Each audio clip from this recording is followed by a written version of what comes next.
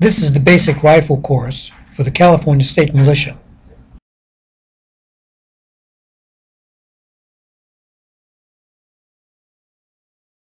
It is designed to teach rifle basics, especially to those who are new to shooting. For those who have had training and have been shooting for a period of time, this may be elementary. Please bear with it, as more advanced techniques and skills will be presented in the advanced classes. For now, it's just so everyone is on the same page. Keep in mind that the procedures presented here are not the only way to operate the rifle, but simply a way to accomplish the task.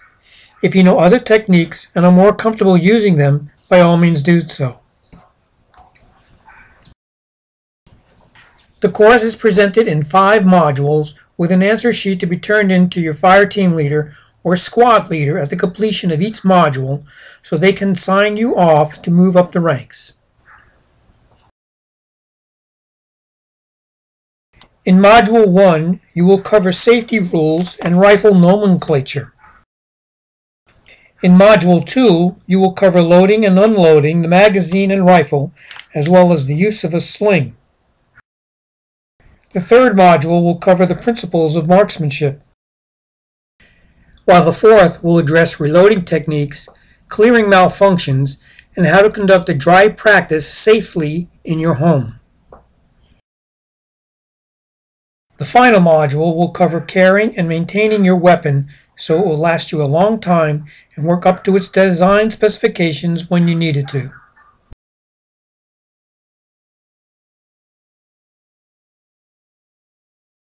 There are 4 safety rules that are universally agreed upon in all courses of firearms training that are there to keep you and those around you safe from unintentional firearms accident. The first one is to always treat a firearm as if it were loaded at all times, even when you know it's unloaded. This implies that you should always know the condition of your weapon. If someone handed you a weapon and said it was unloaded, the first thing you should do is to verify it's unloaded. If you put your weapon down and went somewhere, upon returning, re-verify the weapon is unloaded. This is the #1 cause of a negligent discharge of a firearm, namely, I thought the weapon was unloaded.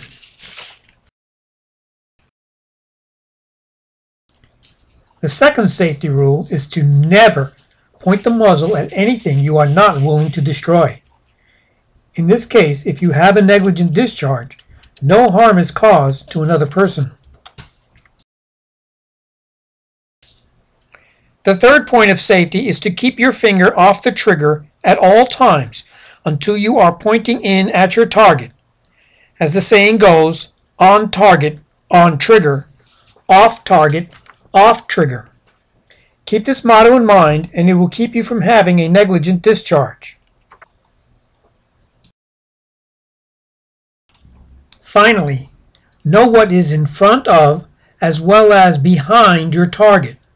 Is there something between you and your target, or something behind the target that you would not want to hit should the bullet miss, ricochet, or go through the intended target? Keep this in mind before you pull the trigger.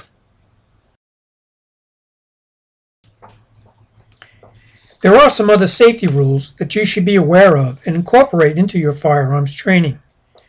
As the story goes, there was a police officer trainee who was learning to draw the gun from the holster. As she pulled it out on one attempt, it slipped out of her hand, and naturally her reaction was to catch it, in which she did. However, in the process, her finger caught the trigger and discharged the round through her head. So the practice has become that if you drop your weapon, do not attempt to catch it. Let it fall. Today's weapons are designed to not fire if dropped. The next safety point is a continuation of the previous rule of never pointing the muzzle at anything you're not willing to destroy. This namely is to be extremely aware of where your muzzle is pointing. Keep it pointing downrange or in a safe direction at all times. Know where your muzzle is and do not point it in an unsafe direction at others. This is known as flagging someone. It is dangerous and could lead to injury and serious repercussions for you.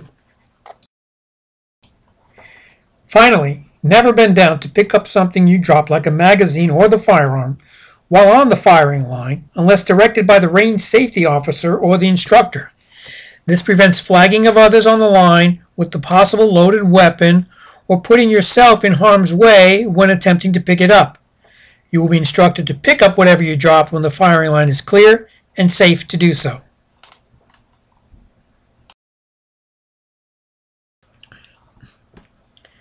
On the firing range, there are some commands the range safety officer or instructor will give you.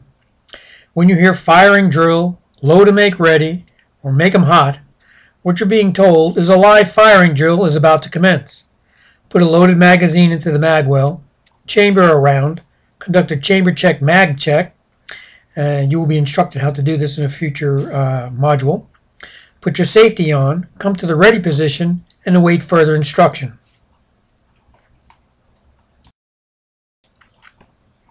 When you hear unload, clear weapon, or clear and make safe, you are being instructed to remove all ammo from the weapon, both the magazine and the round that is chambered. Conduct a chamber check magazine check to ensure there are no bullets in the weapon. Lock the bolt to the rear, sling your weapon, and await further instructions. Any person on the firing line can shout out muzzle at any time they see your weapon is or is about to point in an unsafe direction. Immediately stop what you are doing and focus on pointing your muzzle in a safe direction. Then return to whatever you were previously doing. Weapons check and chamber check mag check instructs you to examine the condition of your weapon and determine if it is loaded or not. The command fire or contact is the instruction to fire your weapon at the designated target. Likewise, ceasefire means to stop firing. Finally, reload implies to put a fresh magazine into your weapon.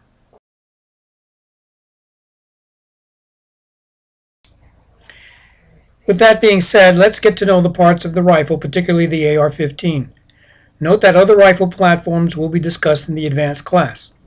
Starting from the front of the rifle, there is a muzzle brake or flash suppressor. This is not a silencer, although a silencer can be placed here in states that allow them. Unfortunately, California is not one of them for civilian use. While the muzzle brake and flash suppressor are similar in shape, there are variances amongst them.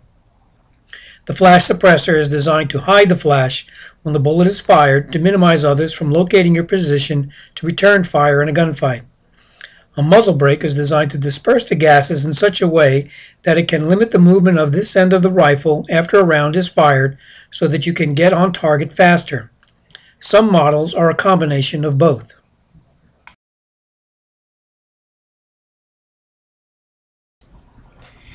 The barrel of the AR-15 comes in a variety of lengths from 10 to 24 inches, with 16 inches as the standard. Inside the rifle barrel is a twist, which is a groove in the barrel that causes the projectile to rotate for a more stable flight trajectory. Otherwise, it will tumble and fly erratically. The twist rate is usually 1 to 7 or 1 to 9. This means that it takes 7 or 9 inches of travel down the barrel for one rotation. There are also three types of barrels: the 5.56 NATO, 223, and 223 Wild. The 5.56 shoots the 5.56 ammo and can shoot the 223 bullet, but not as well in some models. The 223 usually can only shoot the 223 round and not the 5.56 due to excess pressure. However, the 223 Wild is universal and can also shoot either the 5.56 or the 223 bullet very well.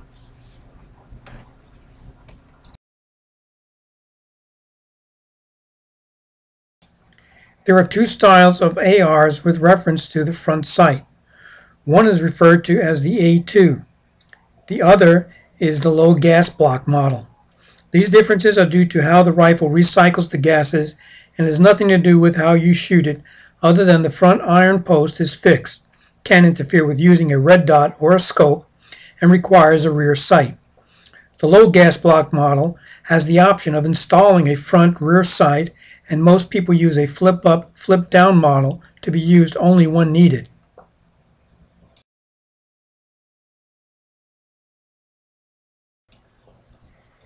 The handguard is a tube that covers all or part of the barrel.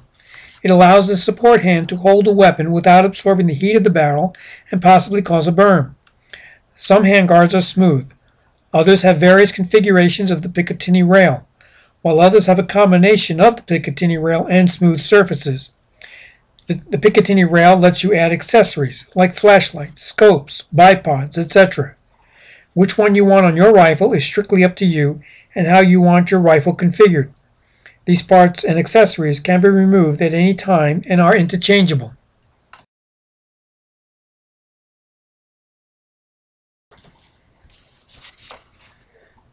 The ejection port is the slot where the spent cartridge is ejected through so another round can be chambered. Usually the ejection port is kept closed to keep dust, dirt, and rain from getting into the barrel. However, once fired, the dust cover is automatically opened and is kept in that position until you manually close it. The shell deflector was originally designed to deflect the spent cartridge in a direction, usually about 45 degrees in front of and to the right of you. This kept the hot brass from landing on the person next to you and burning him while he is attempting to engage in the firefight. Today, few models are made to deflect it in the away direction, but instead to land on your neighbor.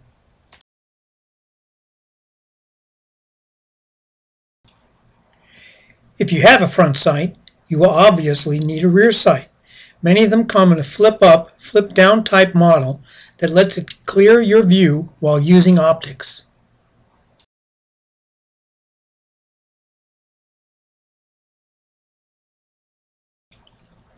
The charging handle is a unique feature to the AR-15. Its purpose is to allow you to manually pull back the bolt carrier group, which contains the firing pin, to either perform a chamber check, eject a round or cartridge in the chamber, seat a round in the chamber, or lock the bolt to the rear to render your weapon safe.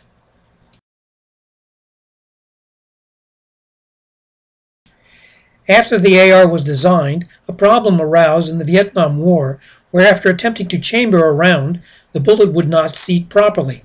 As a result, to remedy this problem, the forward assist was designed to be used in conjunction with the charging handle. So whenever you use the charging handle to load a round, press the forward assist button a couple of times to ensure the round is properly seated.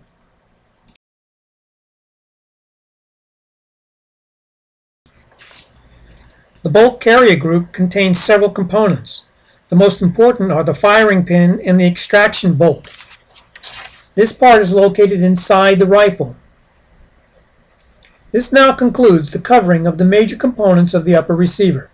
Let's move on to the lower receiver.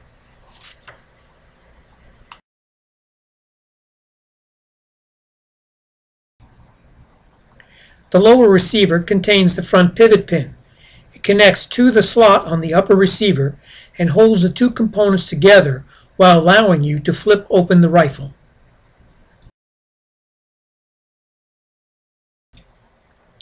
The magazine well, or sometimes referred to as the mag well, is where the magazine is inserted in order to load ammunition into the weapon.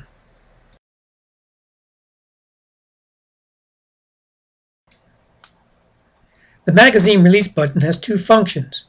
The first is to allow you to eject the magazine from the gun by simply depressing the button. The other is to secure it in the weapon so it doesn't arbitrarily fall out. However, California has passed a law that restricts this movement. Basically, the law states that the button must be fixed so that a tool must be used in order to eject the magazine. The pointed end of a bullet is considered a tool. There are also tools on the market that can be purchased and legally used, so you can remove the mag. The key point is the magazine may not be detachable by pressing the button with only your finger. The trigger is used to fire the weapon by squeezing it to the rear. There are upgrades that you can purchase to improve trigger control, like the Timney trigger or two-stage match triggers. The trigger guard protects the trigger from accidental contact from underneath, like when you put your weapon down. Many come in a straight line. However, when you wear a glove, this can interfere with your finger movement. The curved guard prevents this problem.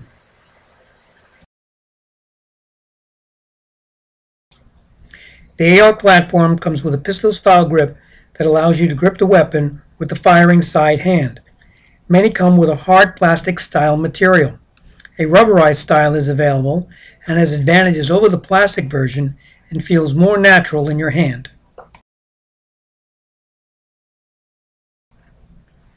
The rear takedown pin holds the upper and lower receivers together. When you need to disassemble or open up the weapon, push the pin in from the left side. Remember that the bolt carrier group cannot be locked to the rear when pressing the rear pivot pin, since the pin will not release when in this configuration. The buttstock has evolved over the single one-piece design from the original model. Today it comes with a 6-position stock that allows you to lengthen or shorten the length to accommodate your arm length and gear you are wearing so you can comfortably shoulder the weapon. The toe and heel are at the far end of the buttstock. The toe is the skinny part where the heel is the wider part. The toe is the more important part since it is used to place the rifle in the shoulder pocket to obtain a solid shooting platform. More on this in your sighting your weapon section.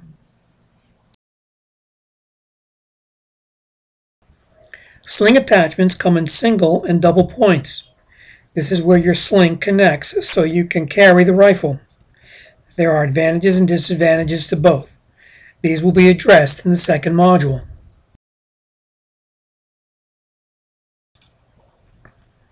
The safety selector switch is a 2-position switch unless you are in a state where fully automatic weapons are allowed, in which case it's a 3-position switch. The 2 positions are safe and fire. It is moved by flipping it with your thumb on your firing hand. There is an ambidextrous selector switch that can be installed that lets you operate the switch from either the left or right side.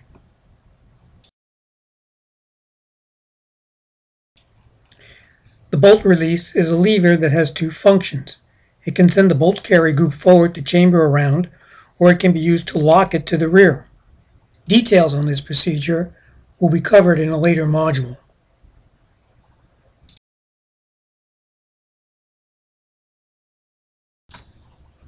This concludes Module 1. When you have completed the worksheet, turn it into your fire team leader or squad commander. Then you'll be able to start Module 2.